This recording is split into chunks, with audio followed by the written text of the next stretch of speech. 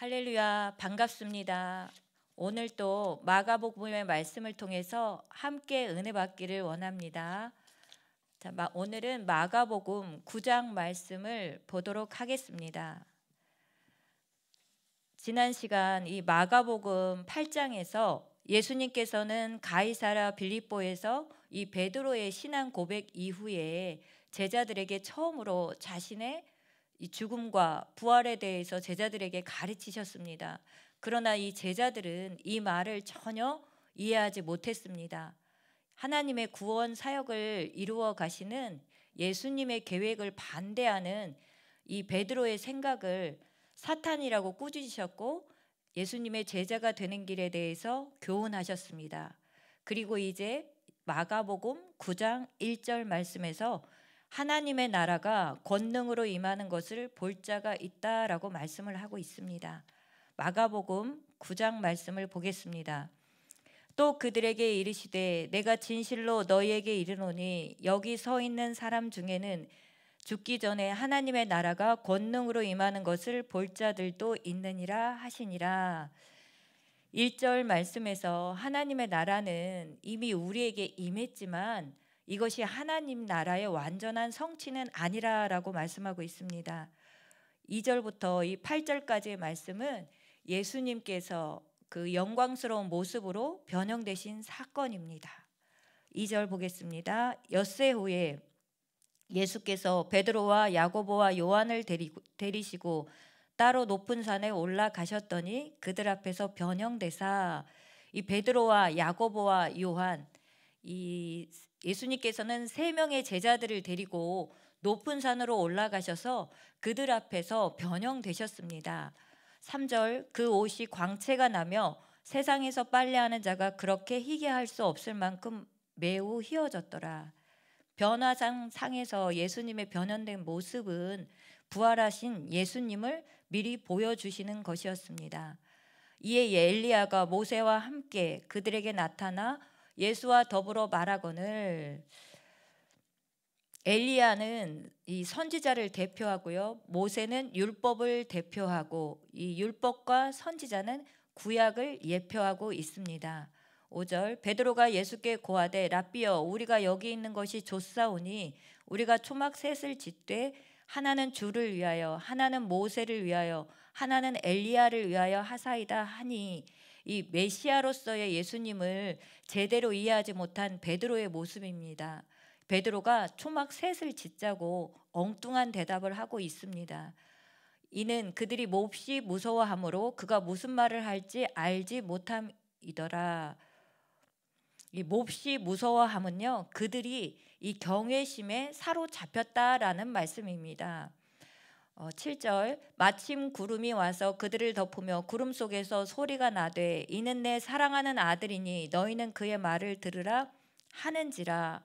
마가복음 1장 11절에서 예수님께서 요단강에서 세례 받으실 때와 이 동일한 음성으로 이는 내 사랑하는 아들이니 너희는 그의 말을 들으라 라고 하십니다. 이제는 하늘의 음성이 제자들을 향해서 말씀하고 있습니다. 예수님의 말을 들으라는 것은 하나님은 제자들에게 예수님의 말씀을 잘 듣고 순종하라고 명령하십니다.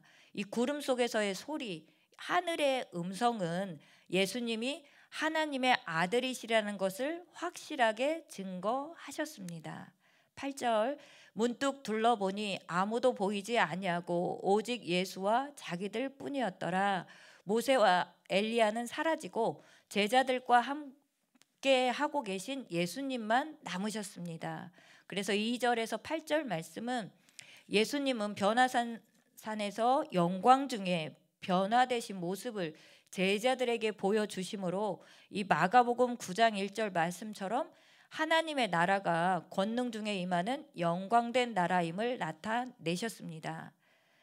9절 그들이 산에서 내려올 때 예수께서 경고하시되 인자가 죽은 자 가운데서 살아날 때까지는 본 것을 아무에게도 이르지 말라 하시니 예수님께서 자신의 죽음과 부활을 미리 알려주시기 위해서 이 변화상에서 영광 중에 변형된 모습을 곧 예수님이 부활하신 모습을 보여주셨습니다.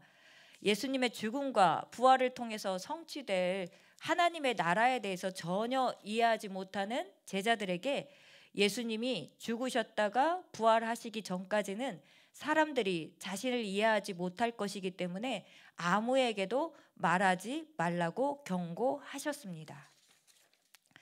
10절 그들이 이 말씀을 마음에 두며 서로 문의하되 죽은 자 가운데서 살아나는 것이 무엇일까 하고, 이 당시 바리새인들은 부활을 믿고 있었고 유대인들은 메시아는 왕으로서 오셔서 통치하시는 것이기 때문에 예수님께서는 십자가의 죽음과 부활을 말씀하실 때 이 제자들은 매우 혼란스러웠습니다. 그래서 서로 문의하되 죽은 자 가운데서 살아나는 것이 무엇인지 예수님께 묻게 되었습니다.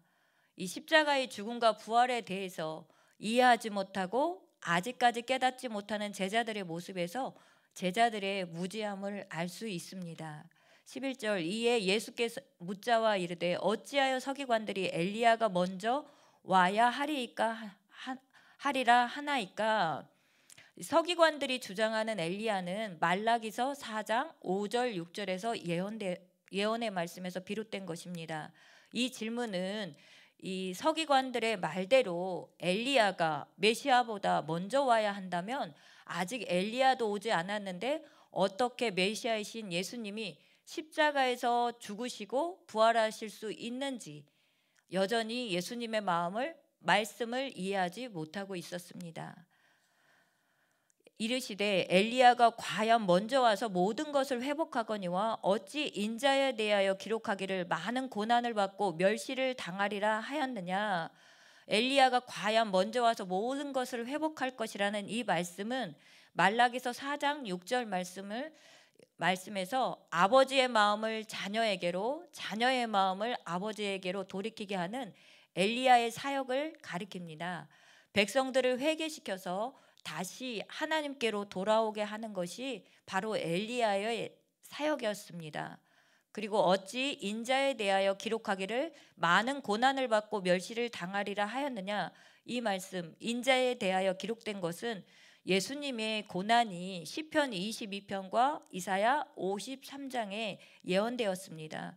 이 말씀은 유대인들이 생각하고 있는 왕으로 오시는 메시아와는 다르다는 것을 강조하고 있습니다. 13절 그러나 내가 너희에게 이르노니 엘리야가 왔으되 기록된 바와 같이 사람들이 함부로 대우하였느니라 하시니라. 엘리야가 왔으되라는 말씀은 예수님께서는 엘리야가 이미 왔다고 말씀하십니다. 마태복음 17장 13절에서도 그제서야 제자들이 예수께서 말씀하신 것이 세례 요한인 줄 깨달으니라. 제자들이 엘리야 곧 세례 요한이 이미 왔음을 깨달았습니다. 이 사람들이 함부로 대우하였다라는 것은 세례 요한을 배척하고 박해하고 죽였다라는 말씀을 하고 있습니다. 14절부터 29절까지의 말씀은 예수님께서 귀신 들린 아이를 고치시는 내용입니다. 14절 이에 그들이 제자들에게 와서 보니 큰 무리가 그들을 둘러싸고 서기관들이 그들과 더불어 변론하고 있더라.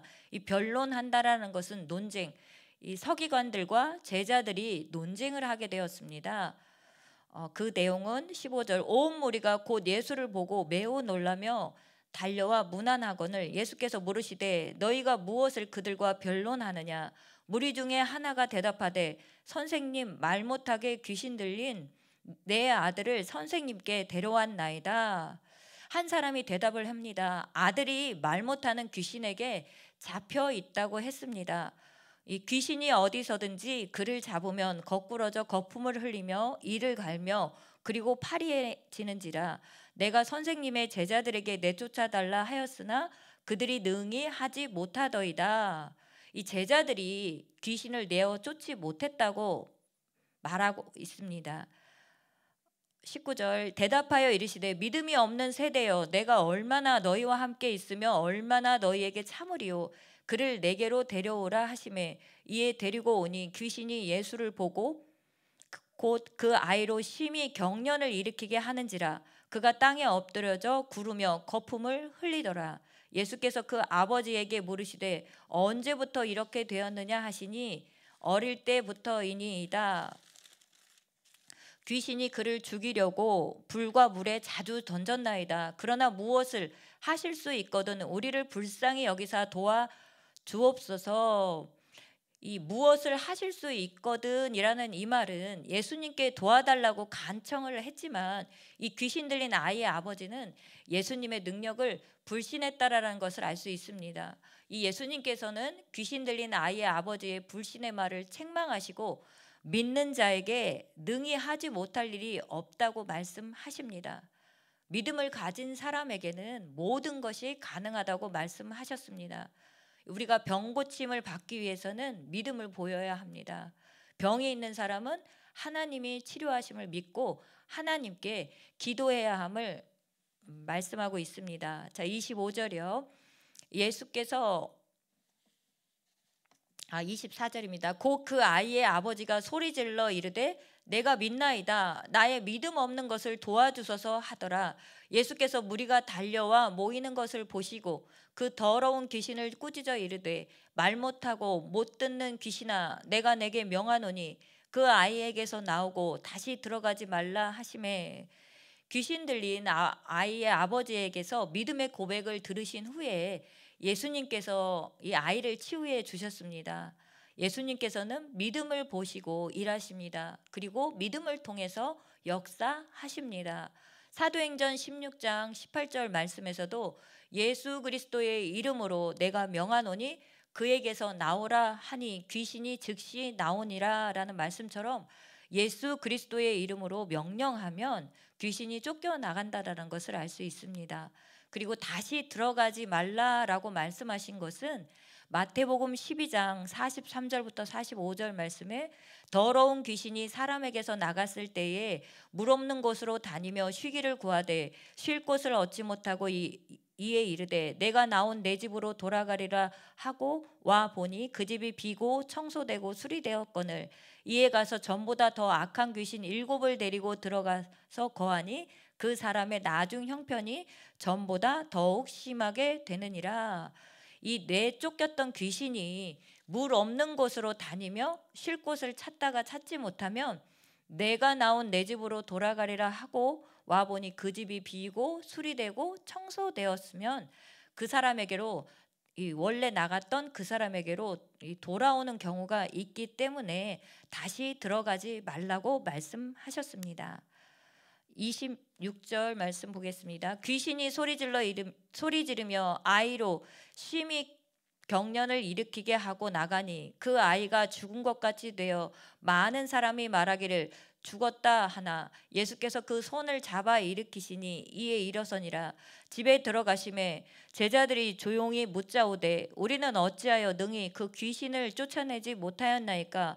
이르시되 기도 외에 다른 곳으로는 이런 종류가 나갈 수 없느니라 하시니라. 이 제자들은 이미 예수님의 이름으로 귀신을 쫓아내는 능력을 받아서 귀신을 쫓아냈었기 때문에 어찌하여 능히 그 귀신을 쫓아내지 못했는지 예수님께 물었습니다.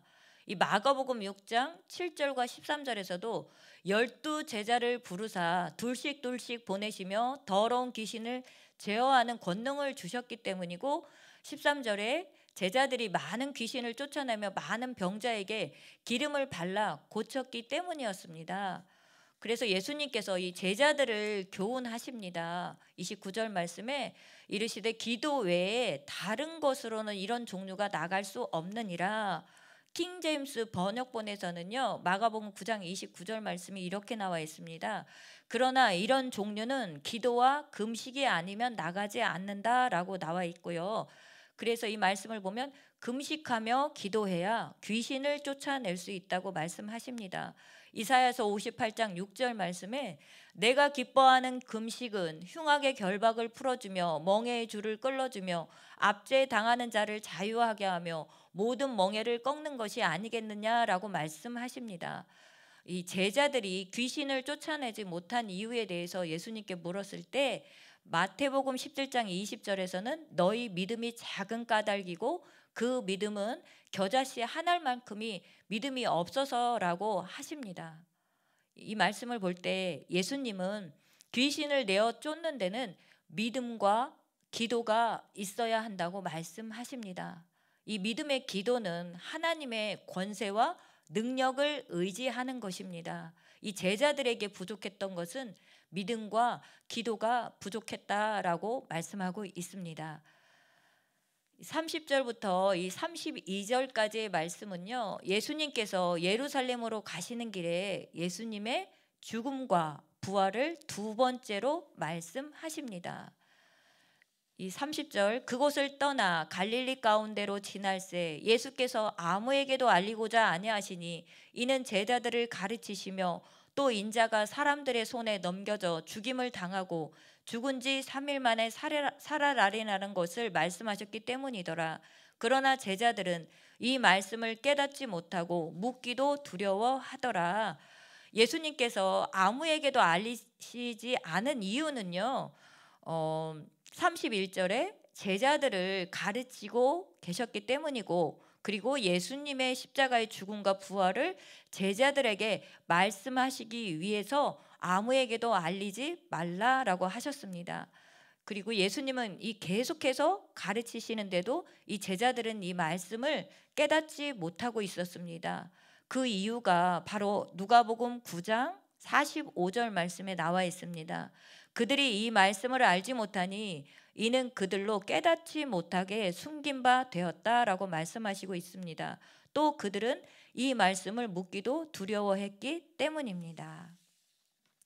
33절부터 이 50절까지 33절부터 50절까지는 이 제자도에 대해서 말씀하고 있습니다. 이 제자가 가야 할 길에 대해서 말씀을 하십니다. 가버나움에 이르러 집에 계실새 제자들에게 물으시되 너희가 길에서 서로 토론한 것이 무엇이냐 하시되 그들이 잠잠하니 이는 길에서 서로 누가 크냐 하고 쟁론하였음이라. 예수께서 앉으사 12제자를 불러 이르시되 누구든지 첫째가 되고자 하면 뭇사람의 끝이 되며 뭇사람을 섬기는 자가 되어야 하리라 하시고, 이 논쟁을 하는 것은 제자들이 서로 누가 크냐 하고 이 쟁론을 했습니다. 마태복음 18장 1절 말씀에는 천국에서 누가 큰가 하는 것이었습니다. 그래서 이 35절 말씀에 예수님께서는 이렇게 말씀하시죠. 누구든지 첫째가 되고자 하면 뭇사람의 끝이 되며 뭇사람을 섬기는 자가 되어야 한다라고 예수님의 가르침, 이 뭇사람이라는 뜻은 모든 사람을 뜻하는데 천국에서 큰 자가 되기 위해서는 모든 사람을 섬기는 자가 되어야 한다라고 말씀하십니다. 이 하나님 나라에서 큰 자는 종으로서 섬기는 자가 되어야 합니다. 그러므로 이 제자로서의 삶이 바로 누구냐면 낮은 자로서 이 섬기는 자가 되어야 한다고 교훈하십니다. 예수님께서 먼저 이 제자들에게 우리에게 삶에서 이 본을 보이셨습니다. 이 빌립보서 2장 6절 7절 말씀에서도 그는 근본 하나님의 본체시나 예수님은 스스로 종의 형체를 입고 세상에 오셨다라고 말씀하고 있고요. 이 마가복음 10장 43절부터 45절 말씀에서도 너희 중에는 그렇지 않을지니 너희 중에 누구든지 크고자 하는 자는 너희를 섬기는 자가 되고 너희 중에 누구든지 으뜸이 되고자 하는 자는 모든 사람이 종이 되어야 하리라. 인자가 온 것은 섬김을 받으려 함이 아니라 도리어 섬기려 하고 자기 목숨을 많은 사람의 대속물로 주려 함이라라고 말씀하고 있습니다. 그래서 예수님은 섬김을 받으러 온 것이 아니라 섬기러 왔다고 말씀하시고 종처럼 이 제자들의 발을 씻겨서 먼저 예수님께서 본을 보이셨습니다. 마태복음 18장 4절 말씀에서도 그러므로 누구든지 이 어린아이와 같이 자기를 낮추는 사람이 천국에서 큰 자다라고 말씀하시면서요. 이 천국에서 큰 자는 바로 자기를 낮추는 사람인데 이 자기를 낮추는 것이 무엇을 말하냐면 모든 사람을 섬기는 자라는 것을 말씀하십니다. 36절 어린아이 하나를 데려다가 그들 가운데 세우시고 안으시며 제자들에게 이르시되 누구든지 내 이름으로 이런 어린아이 하나를 영접하면 곧 나를 영접하며 누구든지 나를 영접하면 나를 영접함이 아니요 나를 보내신 이 곧 하나님을 영접합니다 라고 말씀하고 있습니다. 당시 사람들, 이 어린아이는 누구냐면 당시 사람들이 사람으로 인정하지 않는 이 어린아이를 예수님께서 영접하시는 모습을 제자들에게 보이시고 어린아이들도 섬김의 대상이 된다는 것을 가르치셨습니다. 마태복음 25장 40절 말씀에 너희가 여기 내 형제 중에 지극히 작은 자 하나에게 한 것이 곧 내게 한 것이다 라고 말씀하십니다. 38절 요한이 예수께 여짜오되 선생님 우리를 따르지 않는 어떤 자가 주의 이름으로 귀신을 내쫓는 것을 우리가 보고 우리를 따르지 아니함으로 금하였나이다. 우리를 따르지 않는 자들은 바로 누구를 말하냐면 예수님과 이 제자들을 따르지 않는 자들을 말하고 있습니다. 그 사람이 38절 보시면 이 주의 이름으로 귀신을 내쫓는 사람을 이 제자들이 막고 있었습니다. 그 이유는 그 사람이 제자들을 따르지 않는다라고 그러한 이유로 그 사람을 막았습니다. 39절 예수께서 이르시되 금하지 말라 내 이름을 의탁하여 능한 일을 행하고 즉시로 나를 비방할 자가 없느니라. 이 예수님의 이름을 의지하여 귀신을 쫓아내고 능력을 행하고 즉시로 예수님을 비방할 자가 없다라고 하십니다. 이 귀신을 쫓아내는 권세는 예수님께서 주신 것입니다. 이 제자들이 진정으로 예수님을 위한다면 주의 이름으로 귀신을 내쫓는 사람을 막지 말아야 한다는 것을 예수님께서 말씀하셨습니다. 40절 우리를 반대하지 않는 자는 우리를 위하는 자이다. 그래서 우리는 예수님과 제자들을 말씀하고 있는데요. 예수님을 따르는 자는 예수님과 함께하는 자이고 그리고 마태복음 12장 30절에서도 나와 함께 아니하는 자는 나를 반대하는 자요라고 말씀하셨기 때문에 예수님을 따르는 자는 예수님과 함께하는 자라는 것을 알 수 있습니다. 41절 누구든지 너희가 그리스도에게 속한 자라 하여 물 한 그릇이라도 주면 내가 진실로 너희에게 이르노니 그가 결코 상을 잃지 않으리라. 또 누구든지 나를 믿는 이 작은 자들 중 하나라도 실족하게 하면 차라리 연자 맷돌이 그 목에 매어 바다에 던져지는 것이 나으리라. 실족하게 한다라는 뜻은 믿음을 떨어뜨리거나 범죄하게 한다는 것입니다. 걸리게, 넘어지게, 그리고 죄를 짓게 하는 것이 바로 남을 실족하게 하는 것인데 이것은 이 넘어지게 하고 유혹하여 죄를 짓게 하는 것이 얼마나 심각하고 무서운 것인가를 강조하십니다. 남을 실족하게 하는 죄가 엄청나게 크다라는 것을 알 수 있습니다. 43절 만이 내 손이 너를 범죄하게 하거든 찍어버리라. 장애인으로 영생에 들어가는 것이 두 손을 가지고 지옥 곧 꺼지지 않는 불에 들어가는 것보다 나으니라.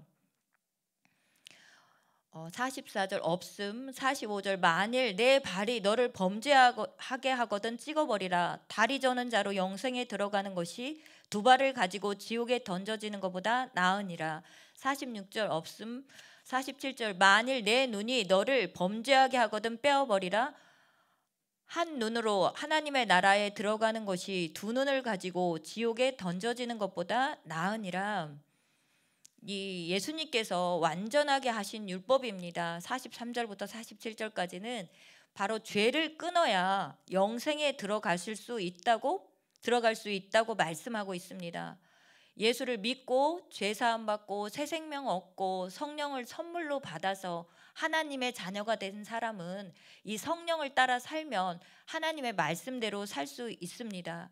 이 하나님의 자녀가 된 곧 그리스도 예수 안에 있는 우리는 육신을 따르지 않고 이 성령을 따라 살기 때문에 생명의 성령의 법이 죄와 사망의 법에서 우리를 해방했기 때문입니다.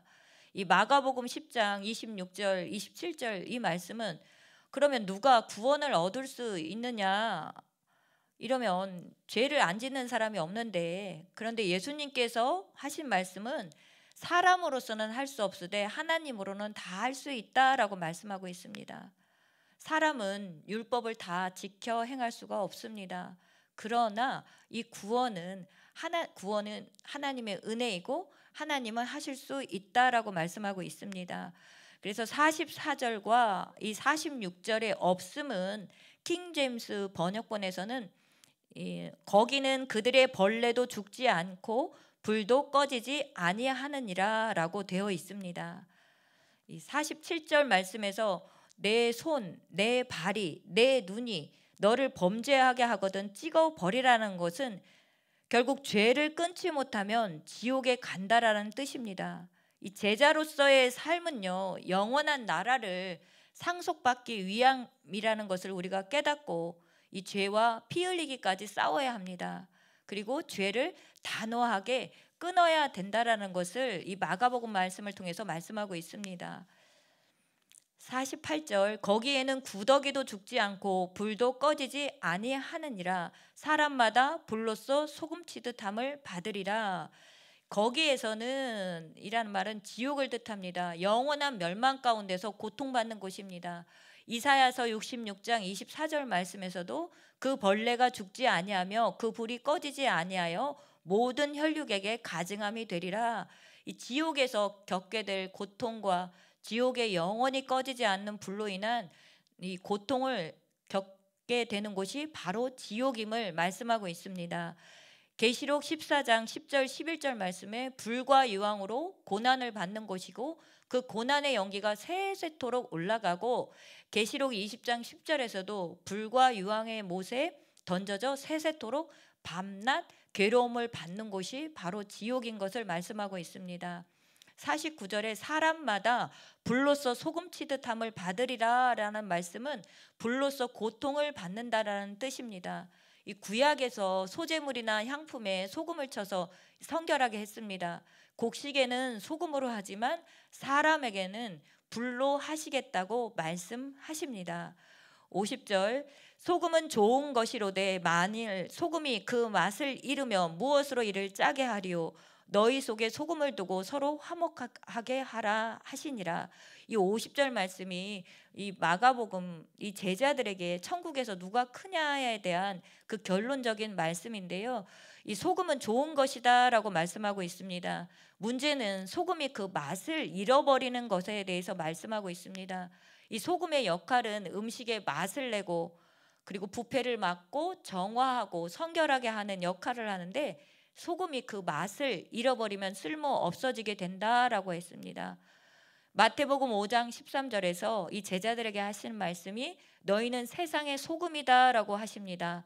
그래서 이 마가복음 9장 50절 말씀에 너희 속에 소금을 두고 서로 화목하라라는 말씀은 이 너희 자신 속에 소금을 가지라, 그리고 서로 화목하라라는 말씀은 그리고 너희 속에 서로 화목하라. 이 소금의 역할이 바로 서로 화목하게 하는 것이라는 뜻입니다. 이 제자들은 자신을 소금이라 여기고 서로 화목하게 하는 사람이 되어야 한다라는 것을 말씀하고 있습니다. 그래서 33절부터 이 42절까지의 말씀은 이 제자들이 세상의 소금이 되어서 서로 화목하기 위하여 모든 사람을 섬기는 자, 어린 아이들까지도 섬기는 자가 되라고 교훈하십니다.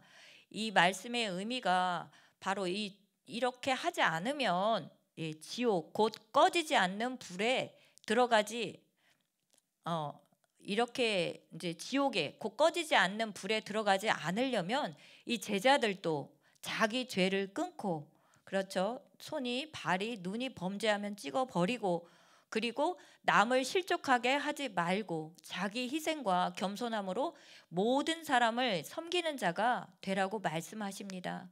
그래서 너희 속에 소금을 두고 화목하며 남을 섬기는 자가 되라고 가르치십니다.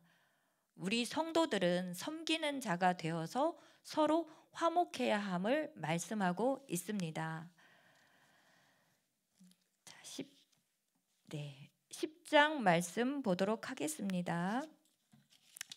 이 10장에서는 10장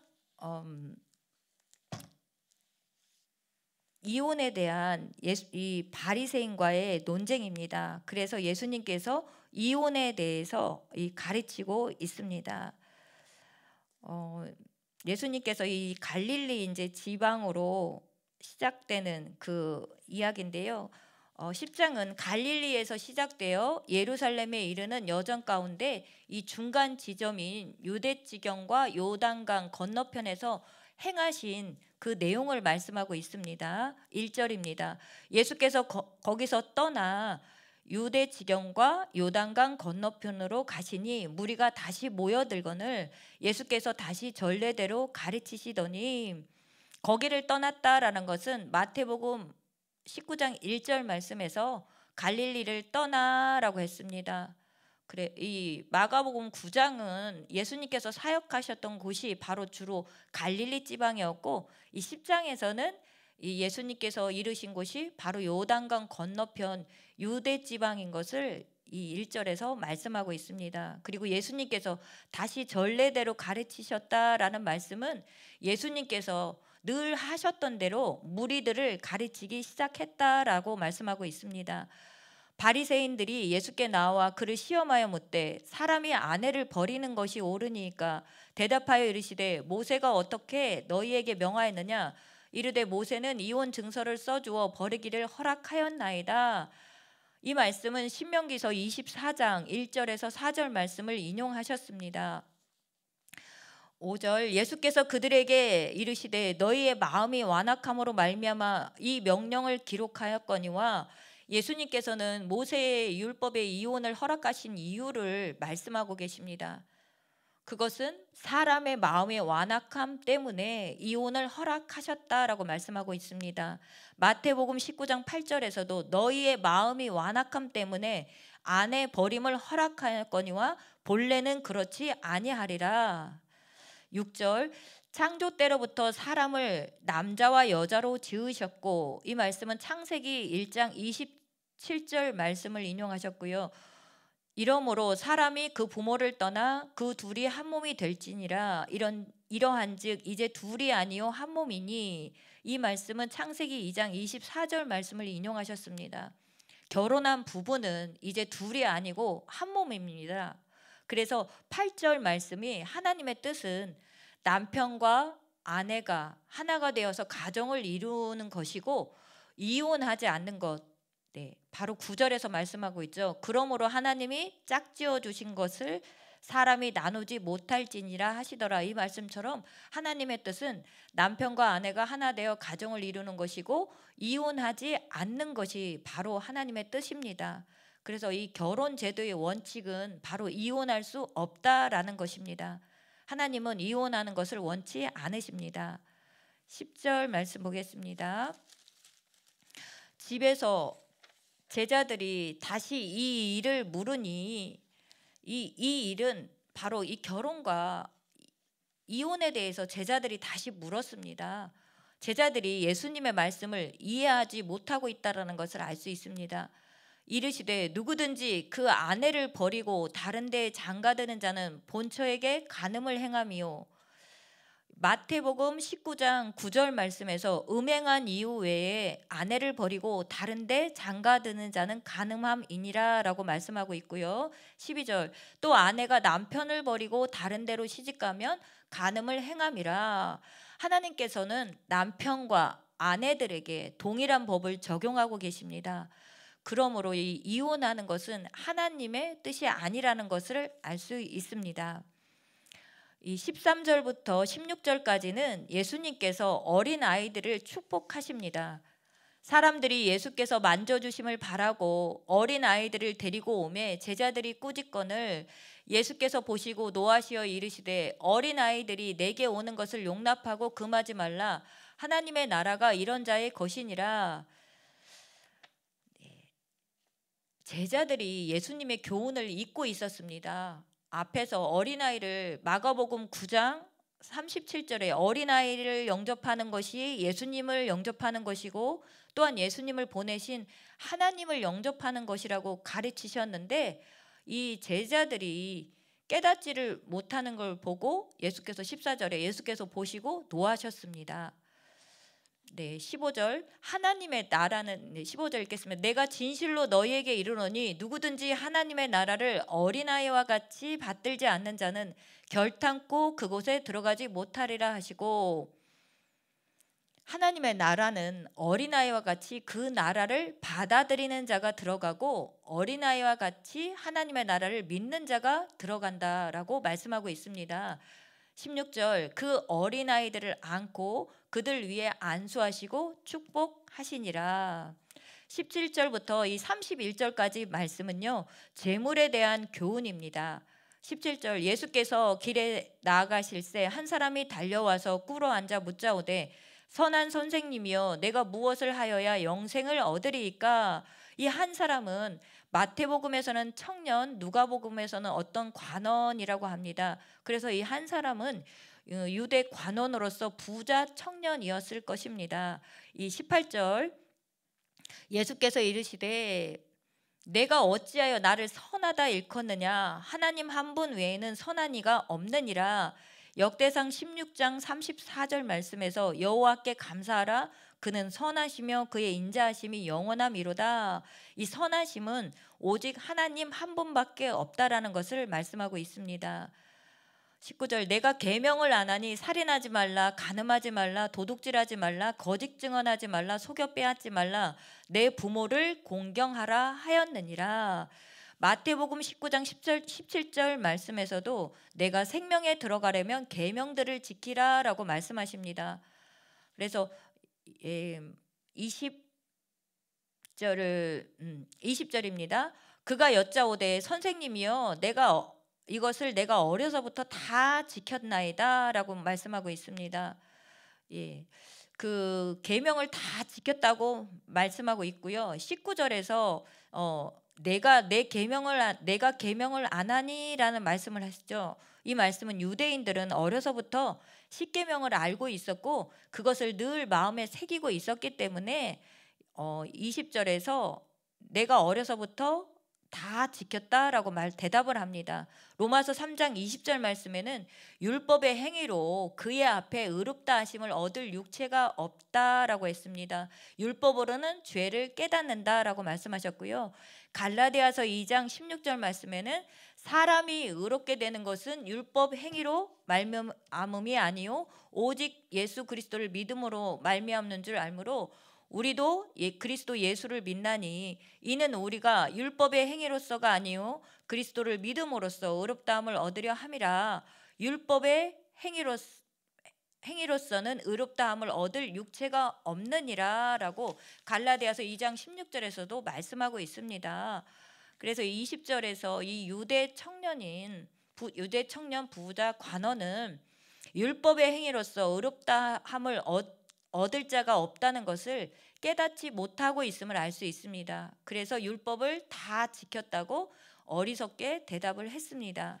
21절 예수께서 그를 보시고 사랑하사 이르시되 내게 아직도 한 가지 부족한 것이 있으니 가서 내게 있는 것을 다 팔아 가난한 자들에게 주라. 그리하면 하늘에서 보화가 내게 있으리라. 그리고 와서 나를 따르라 하시니 예수님께서 그를 깨닫게 하시고자 한 가지 부족한 것이 있다고 가르쳐 주십니다. 이 제자가 되는 길에 대해서 말씀하고 있죠. 그것을 가르치십니다. 너희 모든 것을 버리고 와서 예수님을 따르라 라고 말씀하고 있습니다. 이 세상에 속한 것을 버리면 하늘의 보화가 내게 있을 것이고 이 세상에 속한 것을 버리고 하늘에 속한 것을 얻으라 라고 말씀하고 있습니다. 누가복음 14장 33절 말씀에서도 누구든지 자기의 모든 소유를 버리지 아니하면 능히 내 제자가 되지 못하리라 말씀하십니다. 마태복음 22장 37절부터 40절 말씀에 내 마음을 다하고 목숨을 다하고 뜻을 다하여 주 너의 하나님을 사랑하고 이웃을 내 몸과 같이 사랑하라. 이 두 계명이 온 율법과 선지자들의 강령이다라고 말씀하고 있듯이요. 이 자기 소유를 다 팔아 가난한 자에게 주는 것이 이웃을 내 몸과 같이 사랑하는 것이라는 것을 알 수 있습니다. 야고보서 2장 10절 말씀에서는 누구든지 온 율법을 지키다가 그 하나를 범하면 모두 범한 자가 되고 된다라고 말씀하고 있습니다. 그래서 한 가지라도 지키지 않으면 모든 것을 지키지 않는 것이 된다라고 말씀하고 있습니다. 22절 그 사람은 재물이 많은 고로 이 말씀으로 인하여 슬픈 기색을 띠고 근심하며 가니라. 부자 청년은 이 재물에 대한 소유욕을 포기하지 못했습니다. 누가복음 14장 33절 말씀처럼 이 누구든지 자기의 모든 소유를 버리지 않으면 능히 내 제자가 되지 못한다. 이 자기의 모든 소유를 버리지 않으면 주님의 제자가 될 수 없다라는 것을 말씀하고 있습니다. 디모데전서 6장 10절 말씀에서 돈을 사랑함이 일만 악의 뿌리가 되나니 이것을 사모하는 자들은 미혹을 받아 믿음에서 떠나 많은 근심으로써 자기를 찔렀도다라고 말씀하십니다.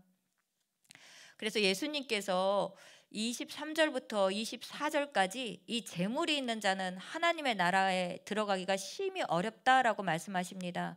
예수께서 둘러보시고 제자들에게 이르시되 재물이 있는 자는 하나님의 나라에 들어가기가 심히 어렵도다 하시니 제자들이 그 말씀에 놀라는지라.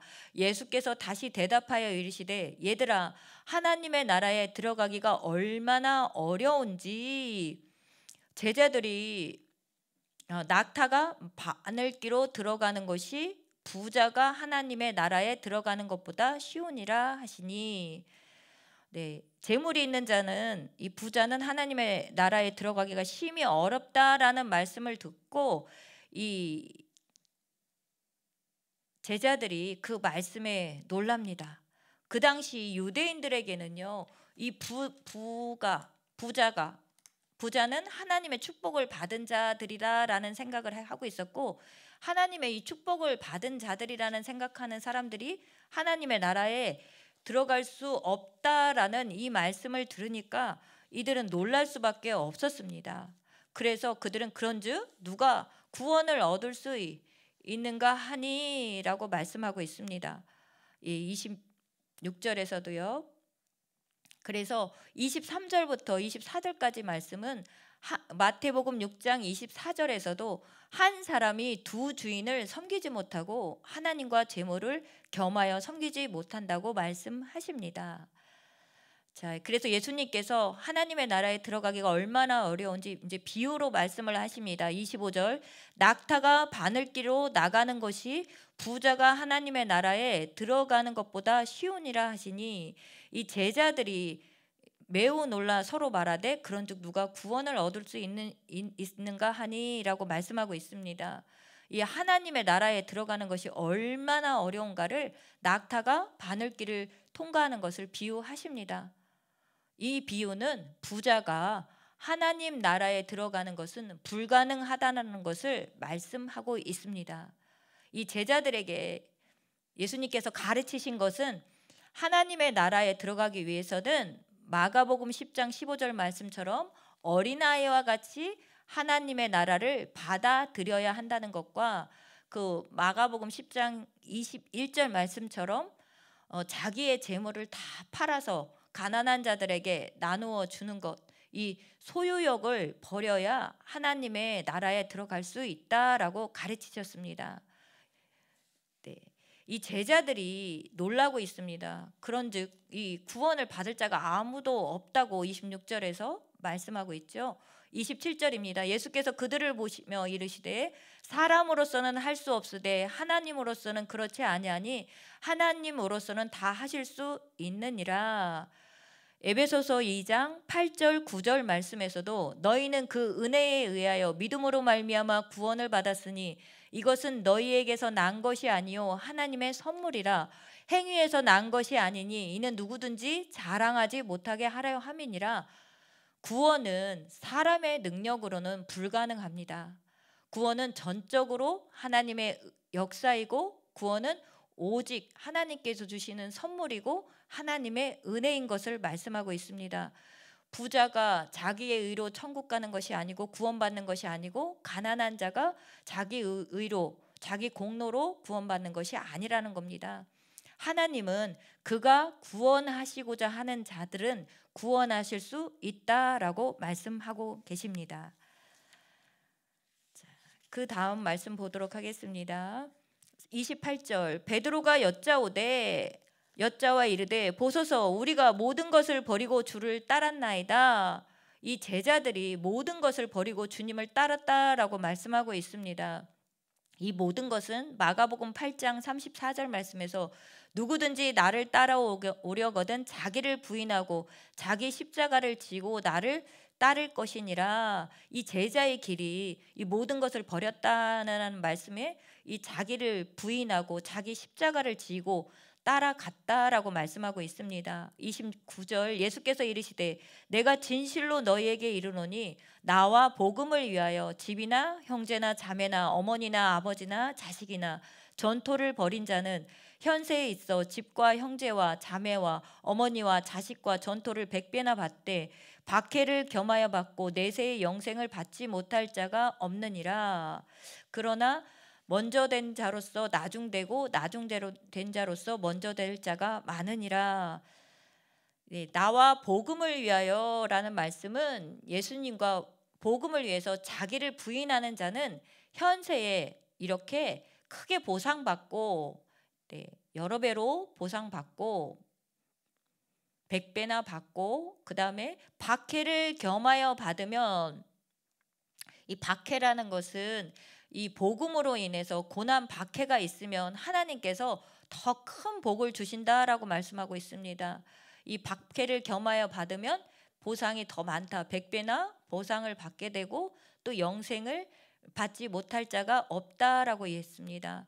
이 복음을 위해서 자기 소유를 버리고 자기를 부인하고 자기를 버리면 이 믿음을 보이는 자는 이 영생을 얻을 수 있다라고 말씀하고 있습니다. 30절에서 말씀하고 있는 영생은 헬라어로 조엔, 영원한 생명을 의미합니다. 마태복음 5장 10절 12절에서도 의를 위하여 박해를 받는 자는 복이 있나니 천국이 그들의 것이다 라고 약속의 말씀을 하셨습니다. 나로 말미암아 너희를 욕하고 박해하고 거짓으로 너희를 거슬러 모든 악한 말을 할 때에는 너희에게 복이 있나니 기뻐하고 즐거워하라. 하늘에서 너희 상이 크다라고 말씀하십니다. 너희 전에 있던 선지자들도 이와 같이 박해하였느니라. 이 자기의 소유를 포기하고 나서 예수님을 따르는 것이 영생의 길이고 영원한 생명을 얻게 된다라는 것을 말씀하고 있습니다. 이 31절에 나중된 자들은 바로 여기서는 제자들을 의미하고 있습니다. 이 내용은 마태복음에서는 포도원 품꾼들의 비유에 대해서도 잘 말씀하고 있습니다. 32절부터 34절까지는요. 예수님께서 이제 예루살렘으로 올라가는 길입니다. 그 길에 예수님의 고난을 제자들에게 가르치시는 말씀이고 예수님의 죽음과 부활을 세 번째로 말씀하십니다. 예수님의 고난이 이미 구약의 선지자들 통해서 이미 예언되어 있습니다. 이 예수님의 죽으심은 구약 예언의 성취라는 것을 알 수 있습니다. 32절 예루살렘으로 올라가는 길에 예수께서 그들 앞에 서서 가시는데 그들이 놀라고 따르는 자들은 두려워하더라. 이에 다시 12제자를 데리고 자기가 당할 일을 말씀하여 이르시되 보라 우리가 예루살렘에 올라가노니 인자가 대제사장들과 서기관들에게 넘겨짐에 그들이 죽이기로 결의하고 이방인들에게 넘겨주겠고 그들은 능욕하며 침뱉으며 채찍질하고 죽일 것이나 그는 3일 만에 살아나리라 하시니라 말씀하셨습니다. 이 예수님께서 이 죽으심과 부활을 언급하시면서 이 예수님과 복음을 위하여 하나님 나라를 위해서 영생을 얻기 위해서 자신을 포기하며 살아야 하는 이 제자들의 삶에 대해서 예수님께서 먼저 본이 되셨다라고 하는 것을 이 말씀을 통해서도 우리가 알 수 있습니다. 35절입니다. 35절부터 45절까지는 하나님 나라의 원칙인 이 섬김에 대한 교훈입니다. 35절 세베대의 아들 야고보와 요한이 주께 나와 여짜오되 선생님이여 무엇이든지 우리가 구하는 바를 우리에게 하여 주시기를 원하옵나이다. 이르시되 너희에게 무엇을 하여 주기를 원하느냐 여짜오되 주의 영광 중에서 우리를 하나는 주의 우편에 하나는 좌편에 앉게 하여 주옵소서라고 요구합니다. 이 앞절에서 이 32절에서 34절까지 예수님의 십자가에서 죽으시고 고난 받으시고 죽으심을 이 말씀하셨는데 야고보와 요한은 주님 앞에 나와서 자신들이 구하는 것을 주님께 주시길 원하고 있습니다. 이들이 원하는 것은 자기들이 가질 것과 누릴 것에만 관심을 가지고 있다라는 것을 알 수 있습니다. 그런데 예수님께서 너희에게 무엇을 주기를 원하냐 물었을 때 주의 영광 중에 우리 하나는 주의 우편에 하나는 좌편에 앉아있게 하여 주옵소서라고 구하고 있습니다. 이 야고보와 요한의 생각은 왜 이런 말을 하냐면요, 예수님께서 예루살렘에 이제 올라가시면 예수님께서 이 왕이 되셔서 이 예수님의 나라, 그의 나라가 세워질 것이라고 생각하고 있습니다. 그래서 그들은 예수님의 좌우편에 앉아서 나라를 다스리겠다라는 생각을 하고 있다라는 것입니다. 그런 제자들에게 예수님께서 38절 말씀하십니다. 예수께서 이르시되 너희는 너희가 구하는 것을 알지 못하는도다. 내가 마시는 잔을 너희가 마실 수 있으며 내가 받는 세례를 너희가 받을 수 있느냐라고 말씀하십니다. 그들이 말하되 할 수 있나이다. 예수께서 이르시되 너희는 내가 마시는 잔을 마시며 내가 받는 세례를 받으려니와 내 좌우편에 앉는 것은 내가 줄 것이 아니라 누구를 위하여 준비되었던지 그들이 얻을 것이니라. 내가 마시는 잔은 바로 예수님의 고난과 죽음을 의미합니다. 이 고린도전서 11장 25절 26절 보시면 이 잔은 내 피로 세운 언약이다 라고 말씀하시면서 26절에 너희가 이 떡을 먹으며 이 잔을 마실 때마다 주의 죽으심을 그가 오실 때까지 전하는 것이다 라고 말씀하고 있고요. 내가 받는 세례라는 것은 로마서 6장 3절부터 4절까지 말씀을 통해서 그리스도와 연합하여 죽는 것을 말하고 있습니다. 그래서 예수님께서 이 고난과 십자가의 죽음을 바로 이 잔과 이 세례를 통해서 은유적으로 표현을 하셨습니다. 그래서 예수님의 질문은 이 제자들에게 예수님의 고난과 죽음을 너희가 따를 수 있느냐라고 물었을 때 제자들은 그들이 말하되 할 수 있나이다. 제자들은 할 수 있다고 대답을 했습니다.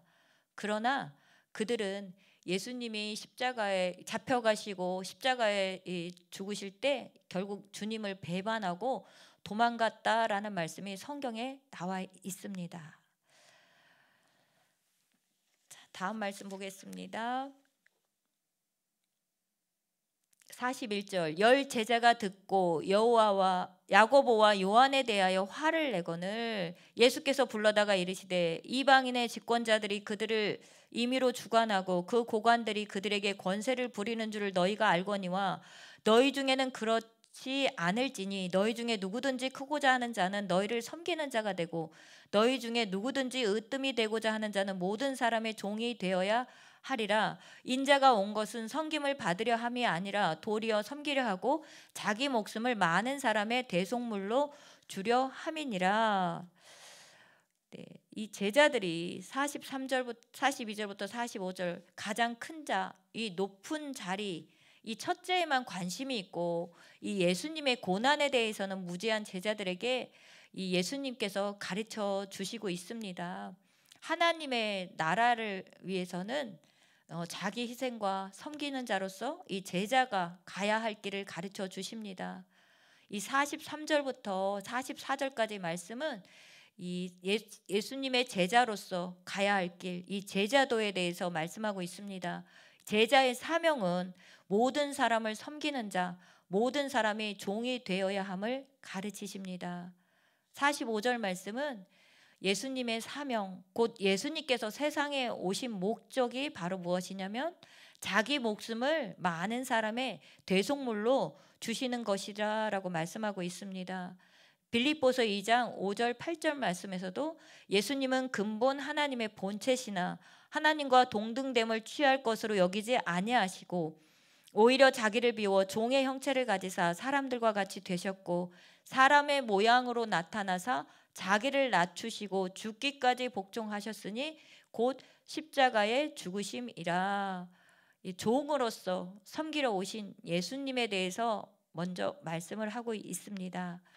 46절부터 52절까지는 맹인 거지 이 바디메오를 고치신 사건입니다. 46절 그들이 여리고에 이르렀더니 예수께서 제자들과 허다한 무리와 함께 여리고에서 나아가실 때에 디메오의 아들 맹인 거지 바디메오가 길가에 앉았다가 예수님께서 이제 여리고에 이르셨습니다. 여리고라는 것은 예루살렘 북동쪽에 위치하여 있고 예루살렘에 들어가는 여정의 첫 번째인 것을 알 수 있습니다. 47절 나사렛 예수시란 말을 듣고 소리질러 이르되 다윗의 자손 예수여 나를 불쌍히 여기소서 하거늘. 이 다윗의 자손 예수여라는 말씀은 맹인 바디메오가 예수님을 메시아로 믿고 있었다라는 것을 알 수 있습니다. 많은 사람이 꾸짖어 잠잠하되 그가 더욱 크게 소리질러 이르되 다윗의 자손이여 나를 불쌍히 여기소서 하는지라. 예수께서 머물러 서서 그를 부르라 하시니 그들이 그 맹인을 부르며 이르되 안심하고 일어나라 그가 너를 부르신다 하매 맹인이 겉옷을 내버리고 뛰어 일어나 예수께 나아오거늘 예수께서 말씀하여 이르시되 내게 무엇을 하여 주기를 원하느냐. 맹인이 이르되 선생님이여 보기를 원하나이다. 예수께서 이르시되 가라 내 믿음이 너를 구원하였느니라 하시니 그가 곧 보게 되어 예수를 길에서 따르니라.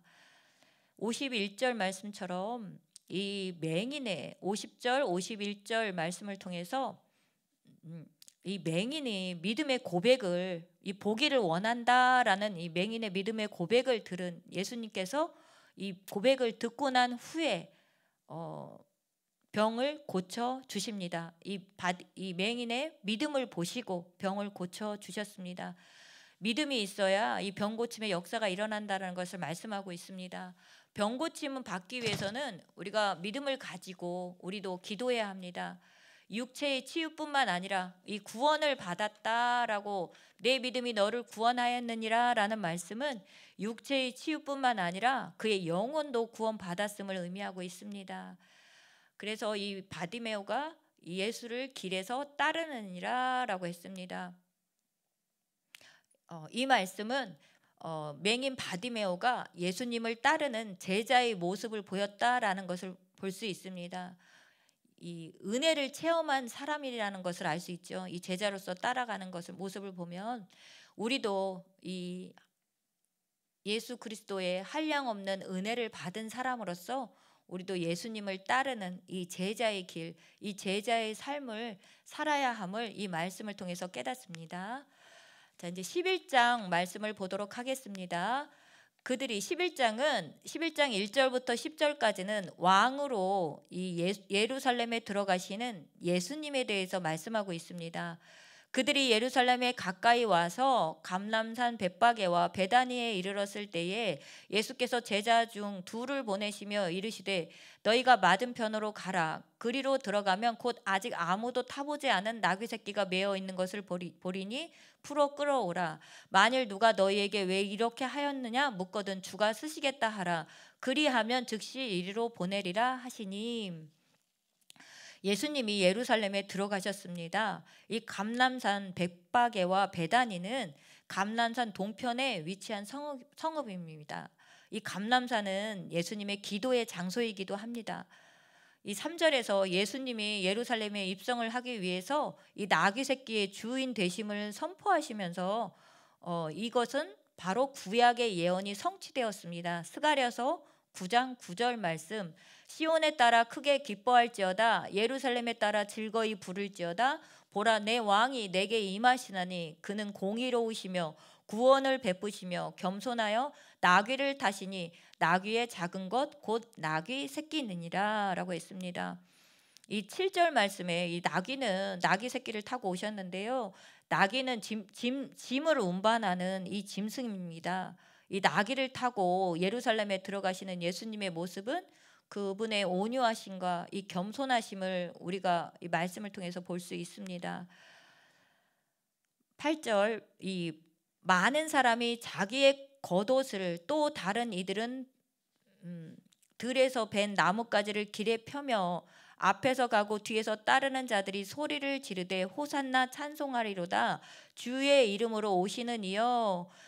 이 8절 말씀은 왕에 대한 존경의 표현입니다. 그 왕이 예루살렘에 입성할 때에 겉옷을 갖다가 길에다 까는 모습을 볼 수 있고요. 9절에 호산나의 뜻은 우리를 구원하소서라는 뜻입니다. 이 주의 이름으로 오시는 이여, 이 말씀은 무리들이 다윗의 자손 예수를 그리스도로 인정하는 모습이라는 것을 알 수 있습니다. 이 말씀이 시편 118편 26절에서 잘 나와 있습니다. 여호와의 이름으로 오는 자가 복이 있음이여라는 말씀 중에서 예수님의 예루살렘 입성을 환영하는 이 수많은 군중과 무리들이 있었는데, 이 내용이 마태복음에서는 예수님을 영접하는 무리와 영접하지 않는 무리 둘로 나뉘는 모습이 마태복음에서는 나와 있습니다. 10절, 찬송하리로다 오늘 우리 조상 다윗의 나라여, 가장 높은 곳에서 호산나 하더라. 예수께서 예루살렘에 이르러 성전에 들어가사 모든 것을 둘러보시고 때가 이미 저물매 12제자를 데리고 베다니에 나아가시니라. 예수님께서 12제자를 데리고 이제는 베다니에 들어가셨습니다. 네, 이 베다니에 들어가셨고요. 12절입니다. 이 12절부터는 이 예수님이 예루살렘에 입성하고 그 다음 날 그 베다니에서 나오셔서 예루살렘에 들어가시는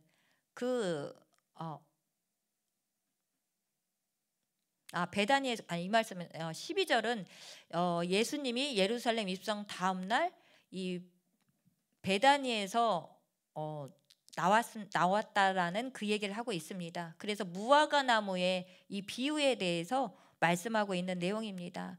저주받은 무화과 나무에 대해서 말씀하고 있습니다. 12절입니다. 이튿날 그들이 베다니에서 나왔을 때에 예수께서 시장한지라 멀리서 잎사귀 있는 한 무화과 나무를 보시고 혹 그 나무에 무엇이 있을까 하여 가셨더니 가서 보신즉 잎사귀 외에 아무것도 없더라. 이는 무화과의 때가 아님이라. 이는 무화과의 때가 아니다라는 말씀은 예수님은 무화과 나무에 열매가 없을 것을 이미 알고 계셨다라는 것입니다. 이 열매는 없고 잎만 무성하여 이 열매가 있을 것 같다라는 기대를 갖게 하는 나무였습니다. 예수님께서는 이미 열매가 없다라는 것을 다 아시면서 제자들에게 교훈하실 것이 있으셨다라는 것입니다. 이 제자들에게 교훈하실 것은 바로 어떤 내용이냐면 15절부터 17절까지 이 성전에 대해서, 이 강도의 소굴이 된 성전을 정화하시는 내용에서 이 말씀을 교훈하고 있습니다. 열매를 맺지 못한 14절, 무화과 나무는 이 예수님의 저주를 받게 됩니다. 나중에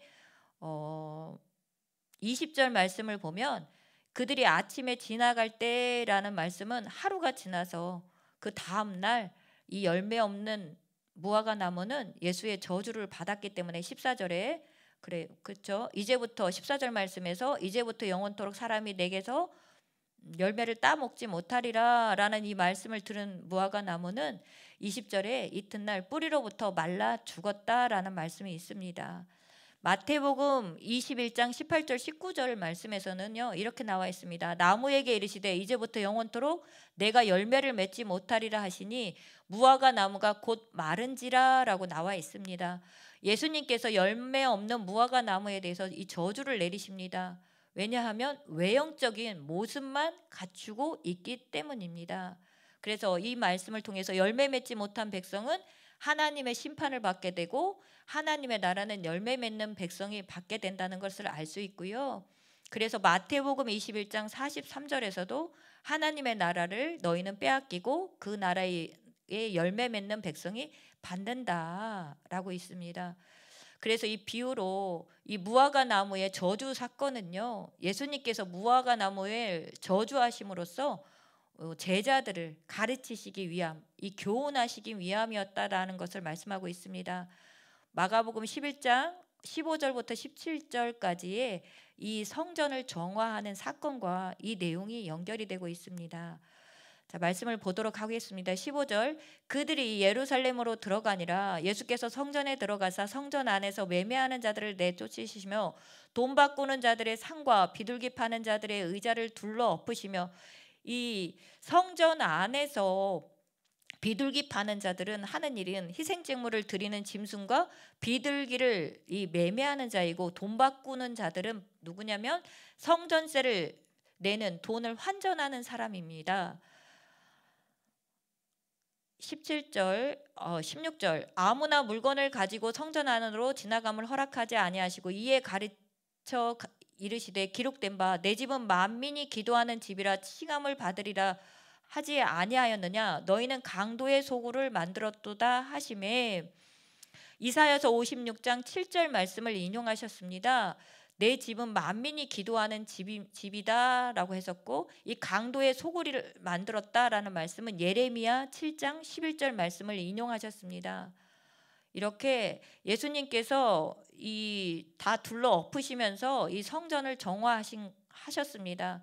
그리고 교회는, 이 성전은 기도하는 집이다라고 말씀하고 있습니다.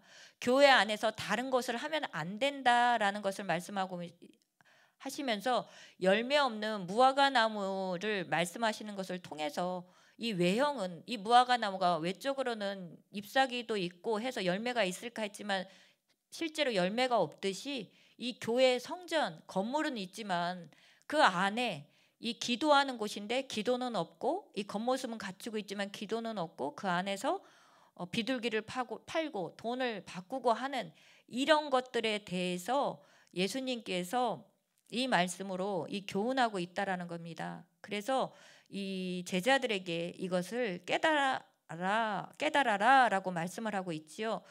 자, 18절입니다. 대제사장들과 서기관들이 듣고 예수를 어떻게 죽일까 하고 꾀하니 이는 무리가 다 그의 교훈을 놀랍게 여김으로 그를 두려워함이러라.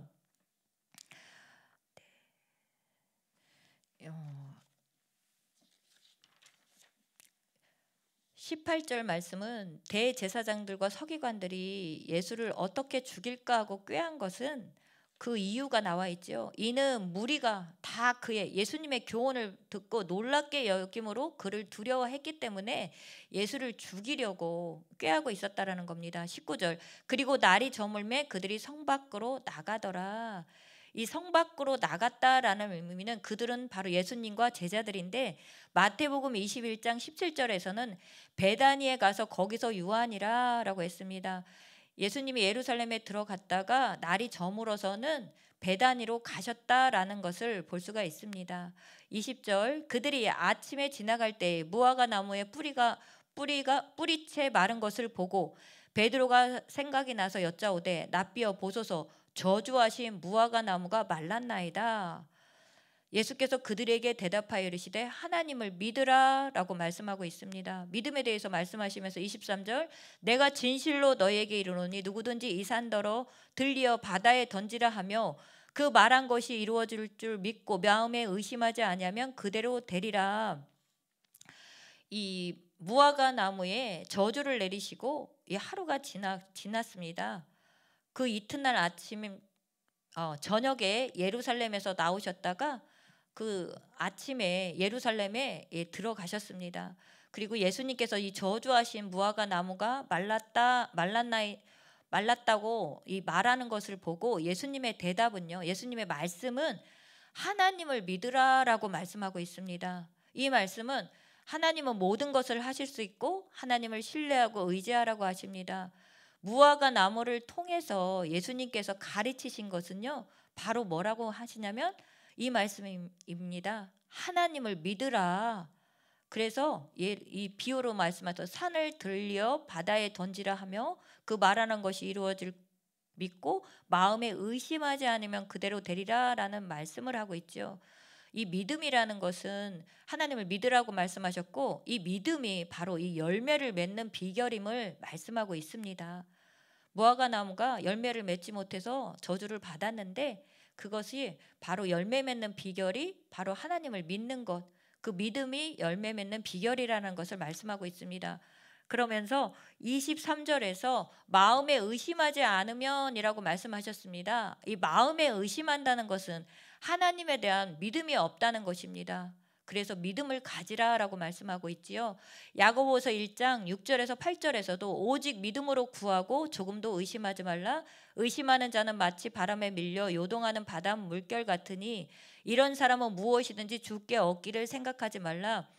두 마음을 품어 모든 일에 정함이 없는 자로다라고 말씀하고 있습니다. 그래서 23절에 그 말하는 것이 이루어질 줄 믿고 마음에 의심하지 않으면 그대로 되리라라고 말씀하시는 것은, 그것을 이루는 것은 바로 하나님이시다라고 말씀하고 있습니다. 24절, 그러므로 내가 너희에게 말하노니 무엇이든지 기도하고 구한 것은 받은 줄로 믿으라. 그리하면 너희에게 그대로 되리라라고 말씀하셨습니다. 요한복음 14장 13절 말씀에서도 너희가 내 이름으로 무엇을 구하든지 내가 행하리니 이는 아버지로 하여금 아들로 말미암아 영광을 받으시게 하려 함이라 말씀하셨고요. 요한복음 15장 7절에서도 너희가 내 안에 거하고 내 말이 너희 안에 거하면 무엇이든지 원하는 대로 구하라. 그리하면 이루리라. 너희가 내 안에 거한다라는 말씀은 그리스도 안에 있는 자라를 뜻합니다. 예수 믿고 죄사함 받고 새 생명을 얻고 성령을 따라 사는 자를 말하고 있습니다. 이 말씀의 결론은 뭐냐면, 믿음으로 기도하고 간구한 것은 반드시 이루어지기 때문에 받은 것과 마찬가지라는 사실을 예수님께서 가르쳐 주고 계십니다. 23절, 그래서 24절 말씀은 무엇을 말하냐면, 믿음으로 기도한 것은 이루어질 줄 알고 믿으라. 믿고 기도한 것은 그대로 이루어질 것이기 때문에, 왜냐하면 믿음이 없기 때문에 이루어지지 않는 것이고, 모든 것은 믿음으로 하나님의 역사가 일어난다라는 것을 말씀하고 있습니다. 예수님께서 이 무화과 나무에 대해서 말씀하신 것은 결국 무엇을 말씀하셨냐면 12절부터 14절 그리고 20절부터 이 무화과 나무에서 이 말씀하신 것은 믿음과 기도에 대해서 말씀하고 있습니다. 그래서 25절부터 이제 24절에서도 기도하라라고 말씀하셨고 25절을 또 기도에 대해서 말씀하는데, 그 믿음과 기도에 대해서 말씀하고 있습니다. 이 하나님을 믿으라라고 말씀하신 것은 믿음이 열매 맺는 비결이기 때문에 이스라엘은 돌이켜 죄를 회개하고 하나님을 믿어야만 했습니다. 이 회개하고 죄를 회개하고 하나님을 믿으라라고 말씀을 하시는데요. 그리고 이 예수님은 또한 제자들에게 믿음으로 또 무엇을 해야 되냐면 기도할 것을 말씀하십니다. 25절입니다.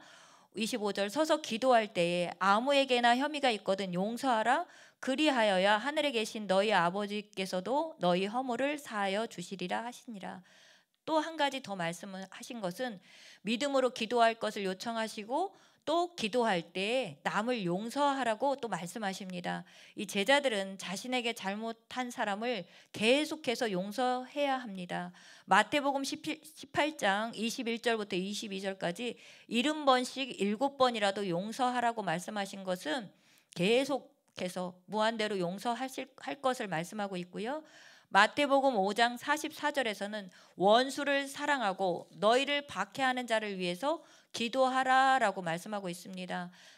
마태복음 6장 12절에서도 우리가 우리에게 죄 지은 자를 사하여 준 것 같이 우리 죄를 사하여 주시옵고, 그리고 6장 14절에서도 너희가 사람의 잘못을 용서하면 너희 하늘 아버지께서도 너희 잘못을 용서하시려니와 15절 너희가 사람의 잘못을 용서하지 아니하면 너희 아버지께서도 너희의 잘못을 용서하지 아니하시리라라고 말씀하셨습니다.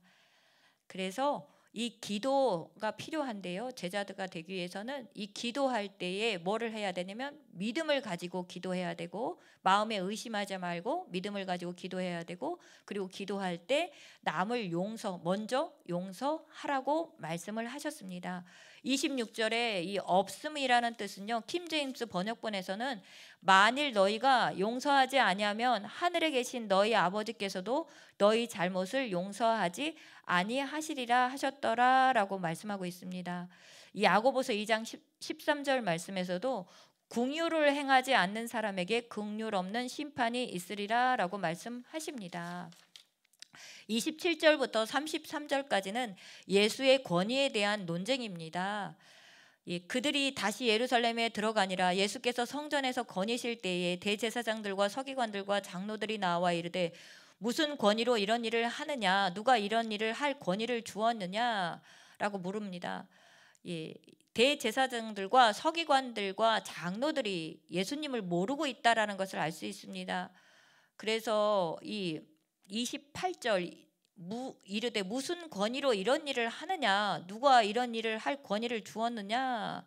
이런 일이라는 것은 앞서 행했던 예수님께서 행했던 일들을 다 이제 그들이 논쟁을 삼죠. 7절부터 10절까지 예수님께서 나귀 새끼를 타고 무리들의 환호를 받으면서 예루살렘에 입성하신 그 일도 있었고, 15절에서 17절까지 성전을 정화하신 일, 그리고 그 후에 이 무리가 18절에서 무리가 다 예수님의 교훈을 듣고 놀랍게 여긴 이 모든 사람이 놀랄 정도의 예수님의 이 놀라운 가르침을 가지고 이런 일을 하느냐라고 이 논쟁을 벌입니다.